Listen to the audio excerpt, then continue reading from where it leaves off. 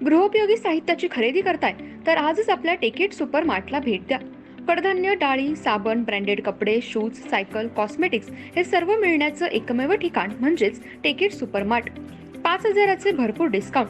कमीत कमी 4,999च्या खरेदीवर 5 किलोमीटर पर्यंत मोफत घरपोच सेवा.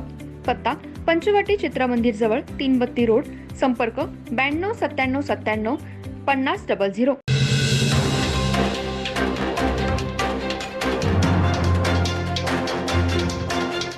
नमस्कार, मी तेजस्विनी मगदूम. एम मराठीमध्ये आपल्या सर्वांचं स्वागत आहे. पाहूया ठळक घडामोडी.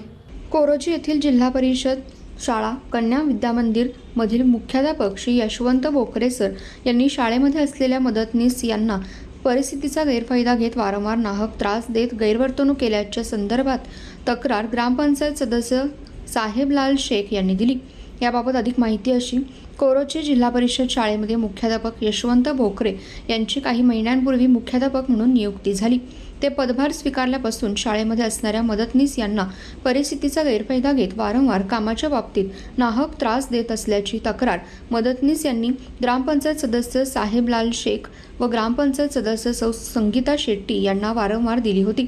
याची दखल घेत आज ग्रामपंचायत सदस्य साहेबलाल शेख यांनी मुख्याध्यापक भोकरे यांना जाब विचारत चांगलंच धारेवर धरलं व याविषयी हातलंगडे शिक्षण अधिकाऱ्यांना तक्रार करणार असल्याचंही सांगितलं.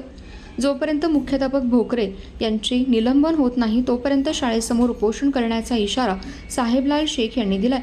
याबाबत मदतनीस यांना विचारणा केली असता शाळेतील साफसफाई व इतर कामकाजाव्यतिरिक्त काम न सांगता मुख्याध्यापक भोकरे वारंवार नोकरीवरून काढून देण्याची धमकी देत माझ्या समोरच तुम्ही ऑफिस कार्यालयात बसायचं अशा शब्दात मुख्याध्यापक भोकरे यांनी मदतनीस यांना वारंवार त्रास दिलाय. अशा मुख्याध्यापकांवर योग्य ती कारवाई करून त्यांचे निलंबन करावे अशी मागणी विद्यार्थी पालक वर्गातून होत आहे.